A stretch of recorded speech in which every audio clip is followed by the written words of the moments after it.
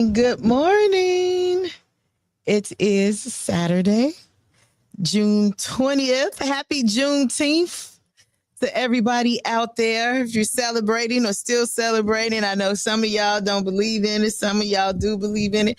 I just like to see Black folks loving on each other. So whatever you gonna do, be safe and have fun. It's your girl, Miss All Purpose, live on All Purpose Radio, right here on My Radio Chicago.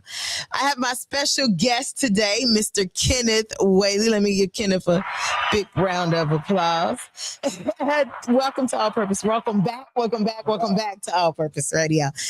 Oh, hold on. Let me get your mic. Say something. Thank you. Hold on. Say something. Thank you. No. Okay, there you go. Thank you. I think that's it. All right. That it? I think that's it. All right. Go ahead. Tell everybody who you are, what you do, and what you stand for. Thank you, Missy, for having me. My name is Minister Kenneth Whaley. I'm the president and chairman of the Maple Park Community Association. And for those of you who do know me, who follow me on Facebook and Twitter, you know that I'm a community activist and that I stand for power to the people. Hey, thank you so much for being here. So let's, well, first of all, tell everybody about our annual Father's Day picnic tomorrow. Oh, yes. Well, tomorrow, Sunday, we will be having our Maple Park Community Association annual Father's Day picnic, which will be at Cooper Park, 117012 South Ada in Chicago. Our alderman will be there, Ronnie Mosley, who will be presenting us with the street sign. We had 117th and Ada changed to Maple Park Way. Yay! Yeah. Maple Park Way, that deserves a round of applause. Yay! So that's going to be exciting. So what can people come and do tomorrow? Well, when you come tomorrow, we will have food. We will have activities for the children.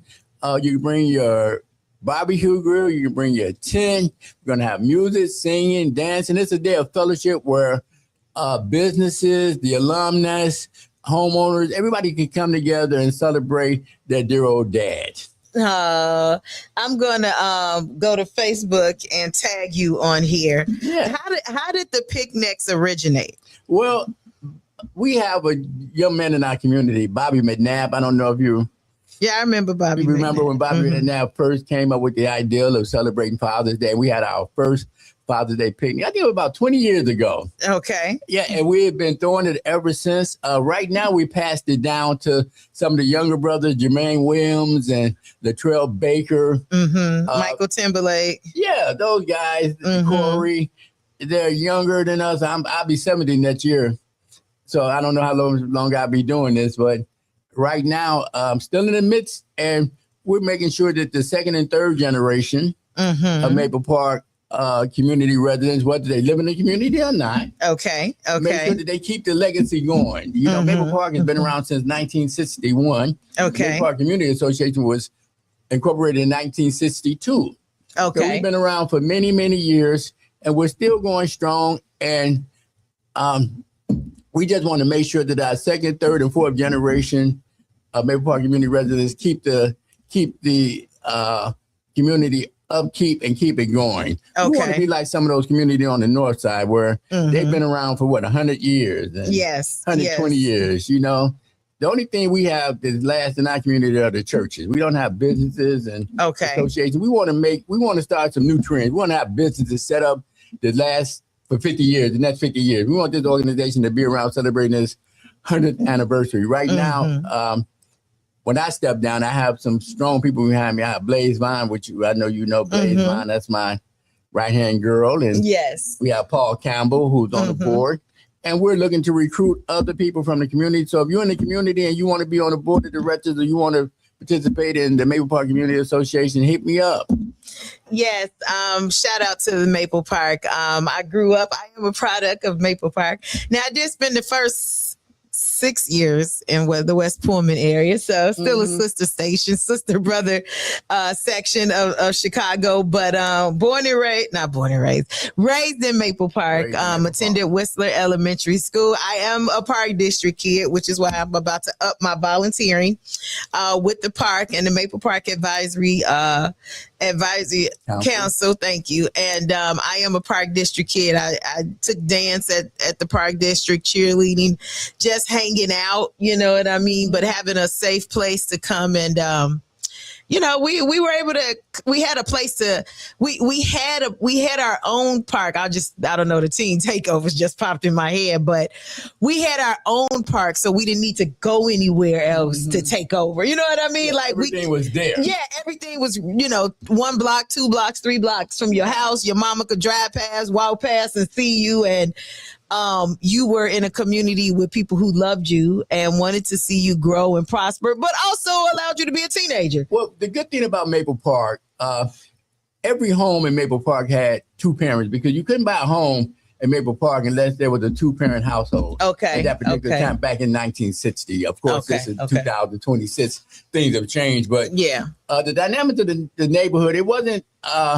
you didn't have a lot of divorce. You didn't have a lot of juvenile delinquency was coming up. As we got older, the neighborhood changed over the years. But for the most part, it's still a very respectable, still upright neighborhood. And we have people who kept their properties up, and the schools are doing relatively well. Okay. Yeah, and the businesses dropped off a little bit, but we're going to change all of that. We're going to bring economic stability. We're going to bring social justice, and we're going to reinvent the community, because the dynamics of the community change. You have more single family homes now. You have more renters. So, we just want to bring things together and make sure that our children prosper.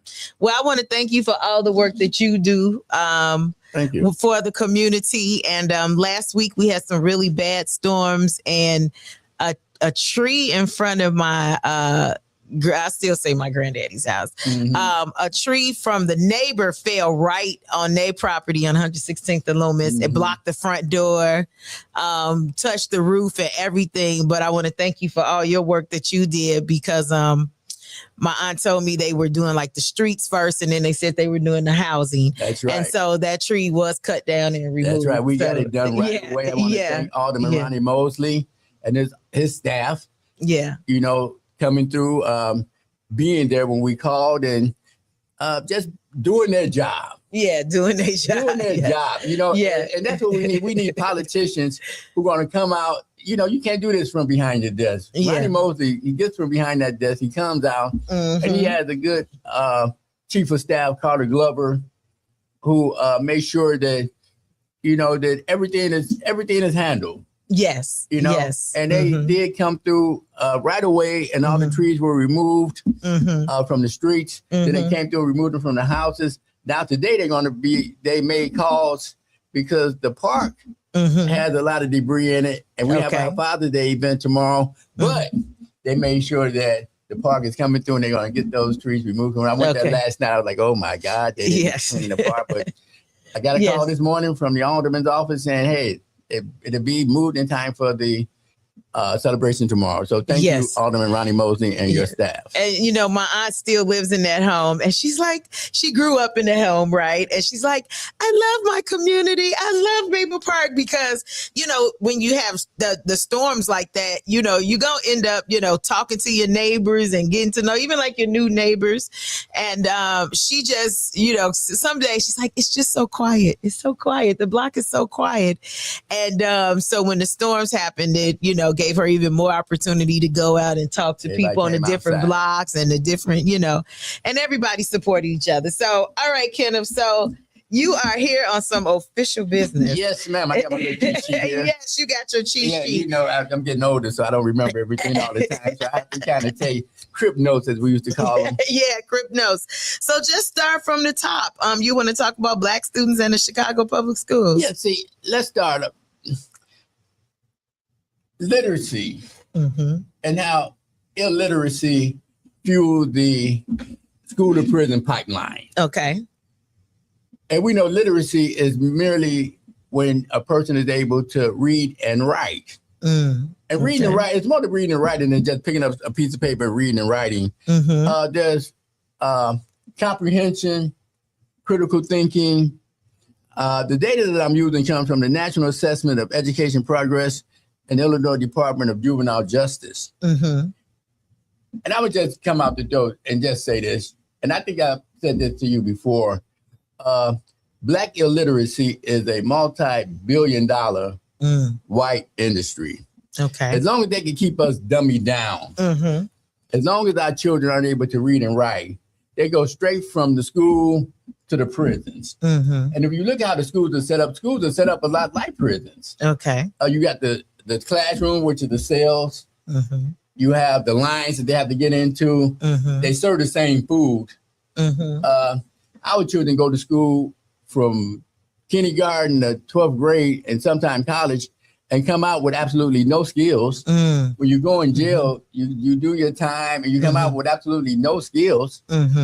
We got children who've been in school all of their lives and they come out, they don't know how to use a screwdriver. They don't know how to cook a meal. They don't know how to do it, put a roof on a house. They don't know how to do anything except maybe pick up a bag and go make some money. And we want to stop that. So right now, what we're doing, the Maple Park Community Association, we're working with the grammar schools in our community. We got two schools. We got Whistler and we got Higgins. Okay. And we also have surrounding communities that have grammar schools. And it's a total of like 14 of them where I've been in those schools and help programs. Like we have the machine gun to drill gun program where we're teaching the young boys the art of construction. We're exposing them to construction and the field of technology. We have anger management, which is anger management and conflict resolution. We just completed sessions of that. We have the etiquette training for the girls. Okay. You know, because our girls now aren't soft. And I understand that. Like they were when you know, 20 or 50 years ago. You know, so these programs are very important. And what really caught my eye, and I already knew this though, with the anger management, going into the schools, and we're talking about fifth graders now, fifth and sixth graders. We do it from fifth to eighth grade. Okay. And those kids, and I'm not going to name the school because we don't want to point the finger at the principal or saying someone's not doing a good job because that would affect our relationships if I start calling names. Right. But, yeah, you know what I'm saying? We don't want to do that. But one little boy, I was late getting there and found out he cussed out the case manager. What? Yeah. And then I talked to the principal. She was like, well, yeah, our biggest problem is the children curse a lot. Then I seen another teacher dragging a little boy down the hall. He was kicking and scratching, and one little boy trying to walk out the school. And I'm like, what are going on in these schools that we don't know about? We send our kids to these schools, and we don't know exactly what's going on in these schools. And I started checking the records. Okay. And I started checking the records from the National Assessment of Education and found out some very disturbing news about our children. And only how 22% of our children in grammar school are reading at grade level. So that means 77% of the students in some of these schools are not reading at grade level. Okay. And I did it based on the 60643 zip code because, we want to stay close to home. And found out that in order to improve these numbers, they lowered the standards. So how do you don't lower the standards to improve the numbers? You change the curriculum. Okay. You know what I'm saying? You change what you're doing. But of course, the same problem is this when it comes down to budgeting. Okay.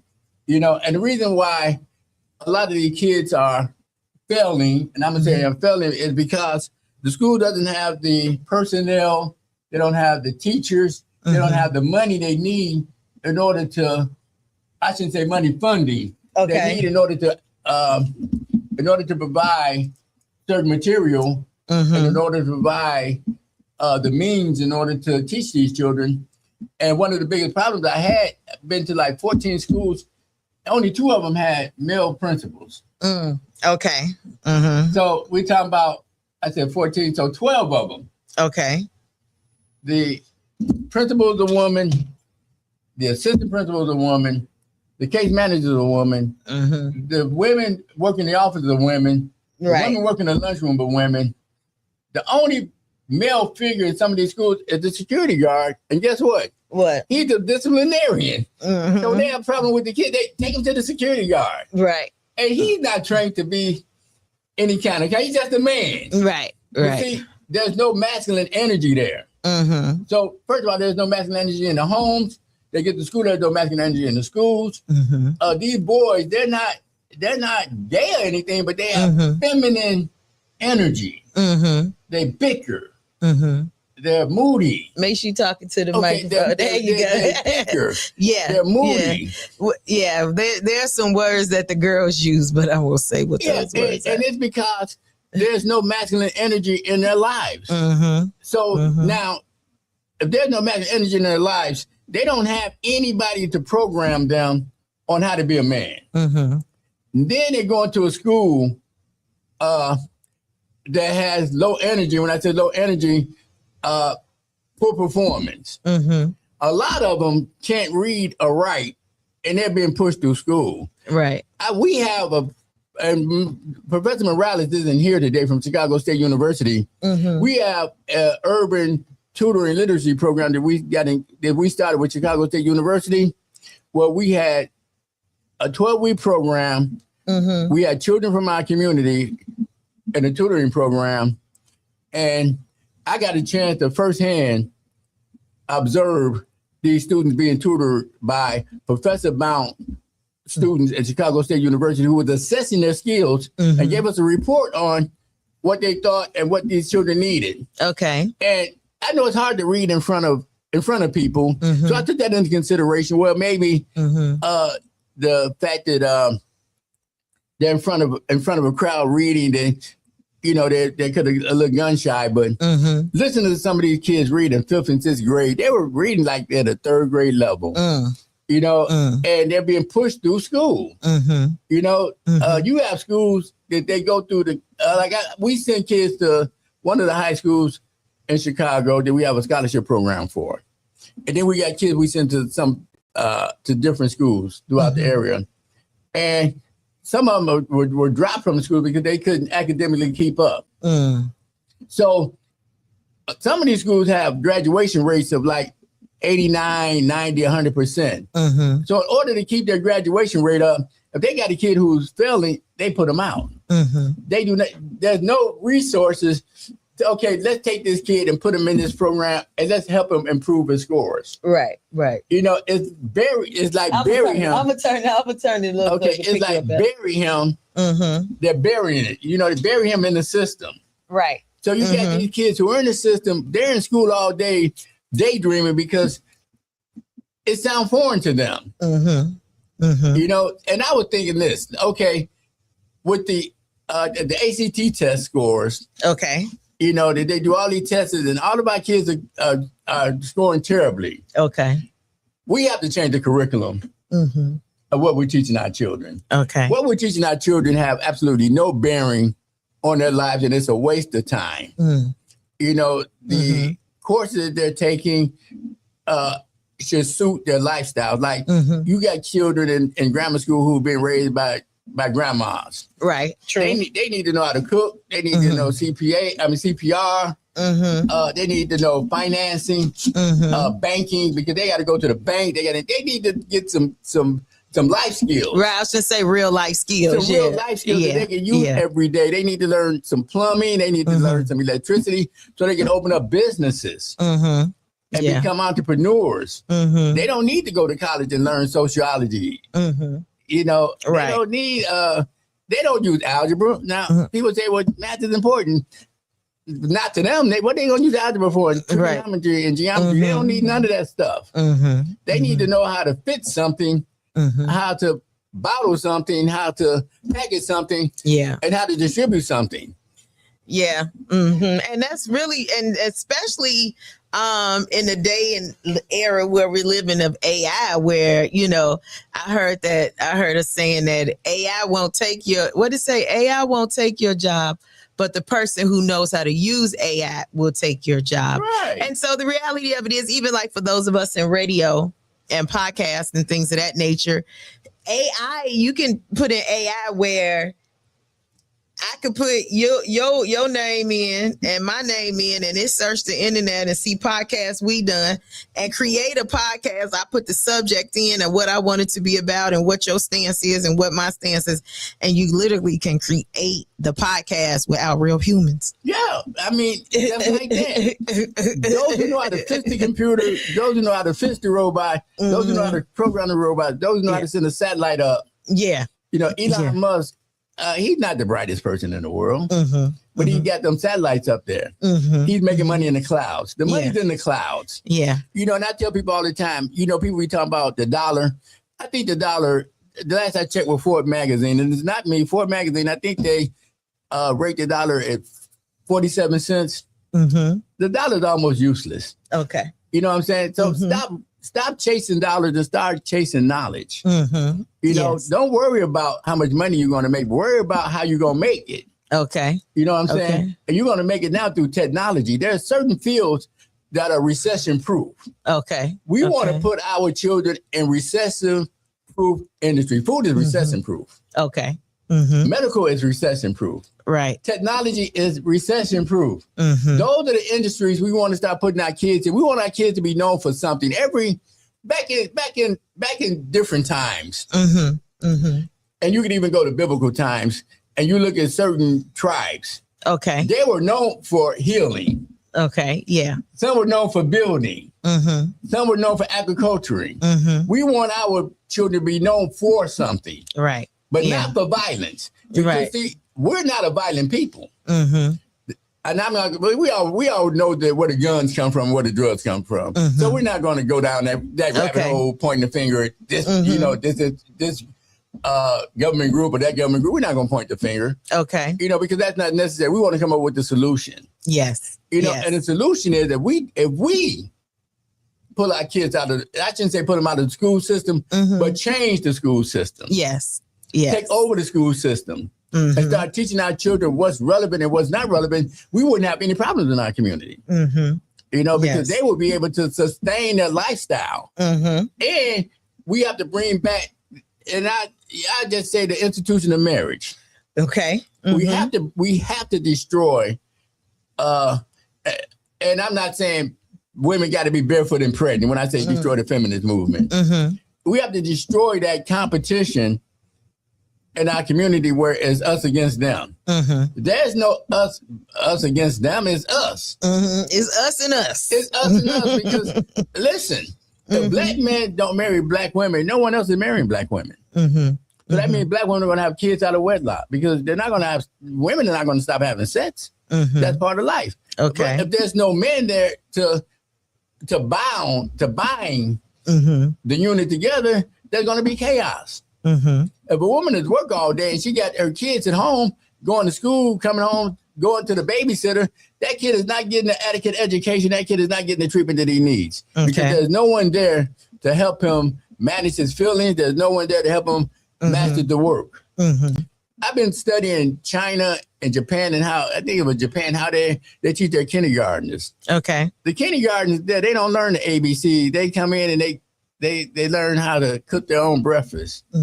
You know, they have utensils and they make their own breakfast. They exercise. Okay. They go and they do the morning stretches, the exercises.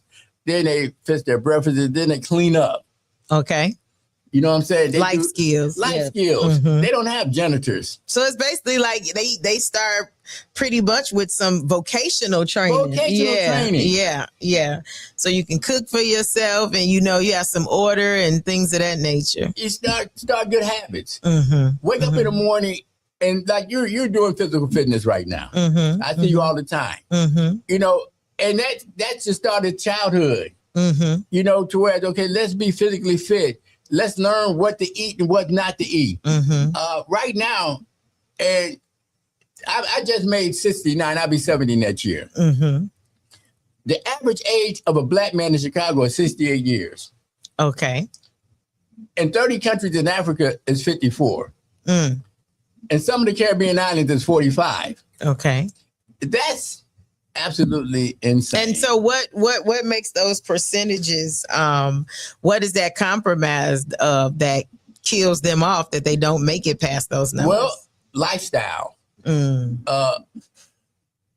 Inadequate medical access to medical help. Okay. Food desert. Mm-hmm.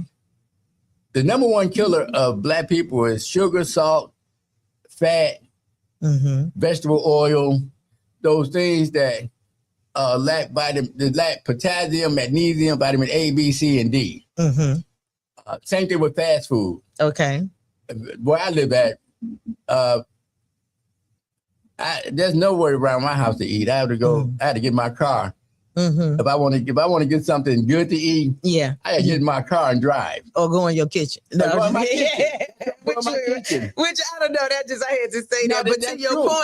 But to your point, if you don't have a car, right? How you gonna get the good food, right? If it's nowhere to buy. You're gonna go to the chicken place and get the fried chicken, or the Chinese place and get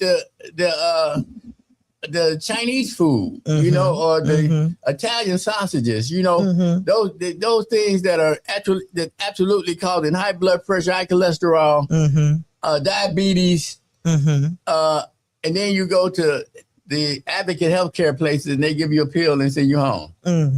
And you go home and you just die. Yeah, definitely teaching people about, reading food labels. Labels, nutrition. Nutrition.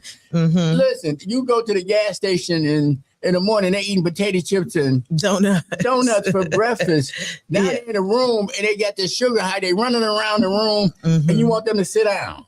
How they going to sit down? You want them to learn. Right. They got brain fog. They're not capable of learning, because there's too many things against them. They got dysfunctional households, and anger management. We have 4 boys, myself with Dr. Andre Ross. She was on the show before. I think you remember Andre Ross.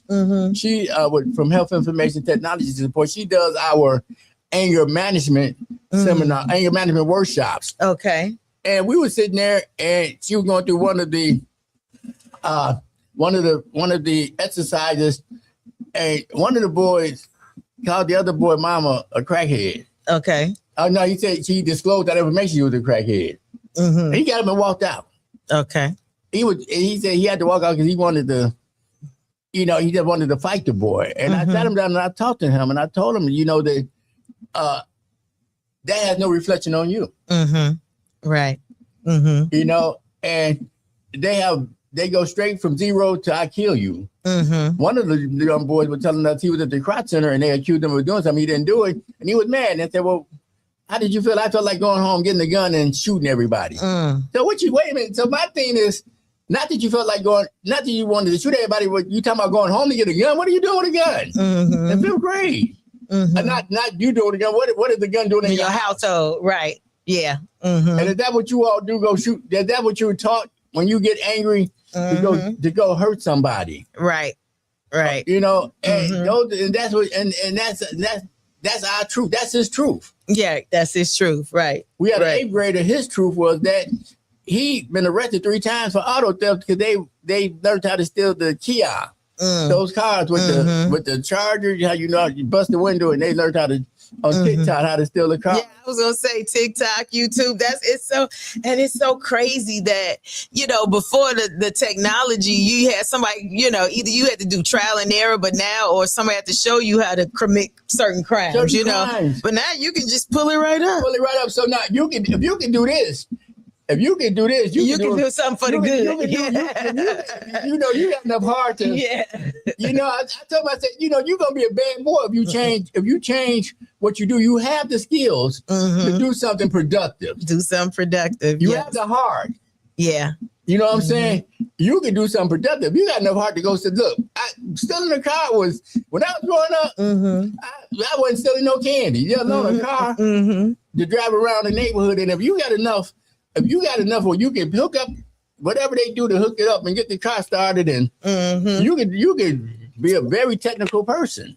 Yeah. So listen, Kenneth, it's almost time for us to wrap up. Okay. But so what are some key things that you want to get out to the community? It could be a call to action, but what are one or two or three things that tidbits that you need to get out there, or what call to actions or information? Tell us, give it to us. This is the number one thing we want to do. We want our community-based organizations to start visiting the schools. Okay. We want parents to start participating in school activities. When there's something going on, we need the parents there. We need the parents to start holding the school accountable and hold other parents accountable. See, one of the principals, I was in a meeting with her. She was like, "I'm a mathematician. I'm here to teach. I was not trained to be a disciplinarian. Right. I was not trained to be the godmother. So we need women and people who are at home to get off the couch, go to the school and volunteer." Right. Okay. Now, that's understandable. You know, I volunteer. I don't get paid for anything I do. Because there ain't nobody got no money. Okay. Or ain't nobody giving no money. Okay. But that shouldn't stop. Right. The need is still there. The need is still there. So you're not going to get paid for everything you do. Get that out of your mind. These are our children. We shouldn't have to get a grant from not Ronald Reagan. I'm calling this man Ronald Reagan. Donald Trump. Donald Trump. We shouldn't have to get a grant from white folks to do something in our community. You know, we shouldn't have to get paid to help the neighbor across the street. You know, we have to come together like our parents did and provide services in our schools.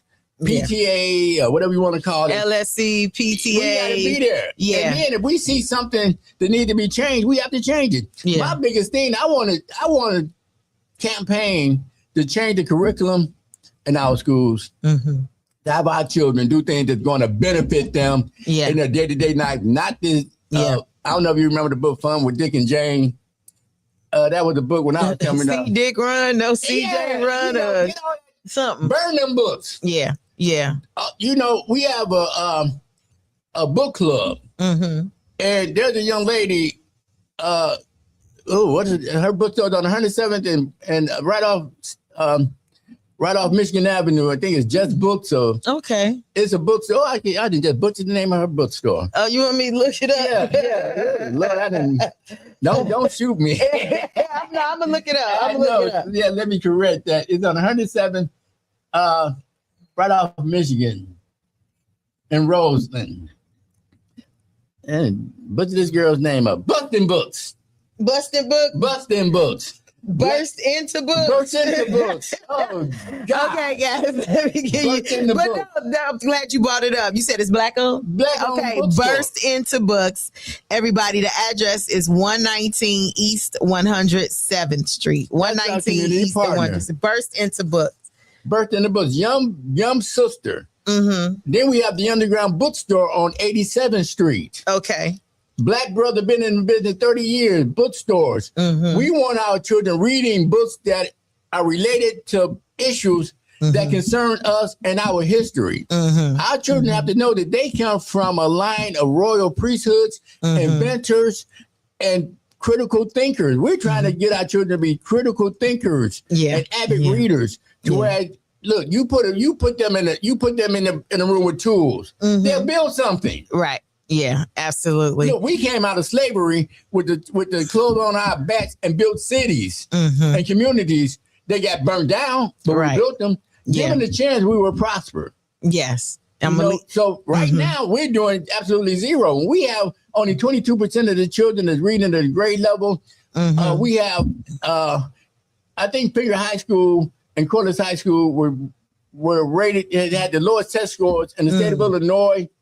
Whistler just recently came in with low test scores. But are these tests conducive to who we are? Right. Does that reflect? And so do that reflect our actual intelligence, or these tests, or should we change the curriculum in order to suit our needs? Right. We have different needs than what they're giving us, and what they're giving us is just sending us around in a circle. And these boys who can't read in 5th grade and 6th grade, they get pushed through school. When they get to high school, and they get removed from high school because you got these high schools that need to keep their image up, saying that we graduated 90% of our students or 100% graduation rate, which is not really true, because what you're doing, the children who don't keep up, you put them out. Okay, we're gonna have to end it there, Kenneth. So I'll get beat up for saying that. You know what I'm saying? But it's the truth. Yeah. No, thank you so much. I got to give you a good round of applause. Thank you. We hope everybody will come out tomorrow to Cooper Park, 11712 South Ada for our annual Father's Day picnic. Thank you for all your work. I will be there as well. Let me remind you, you can purchase my new book forever. My new book, Fearless Advocates. I help caregivers become better caregivers for them and those that they take care of. You can go to fearlessadvocates.com. Do you have a copy of my book? Nope. I got to bring you a copy tomorrow. Okay. Well, you're going to be busy tomorrow, but I'm going to get you a copy. I'm going to get you a copy. Fearlessadvocates.com. Don't forget, you can follow me on Instagram, Twitter, Facebook, all the things at Msallpurpose, Msallpurpose. You can find me right here, Saturdays, 9 a.m. to 12 p.m. on My Radio Chicago. I want to thank everybody that listened, watched, will watch, that tuned in. Thank you again, Kenneth Whaley. And until next time, this has been your girl, Miss All Purpose, on All Purpose Radio, right here on My Radio Chicago. Bye. Happy Saturday. Happy Juneteenth.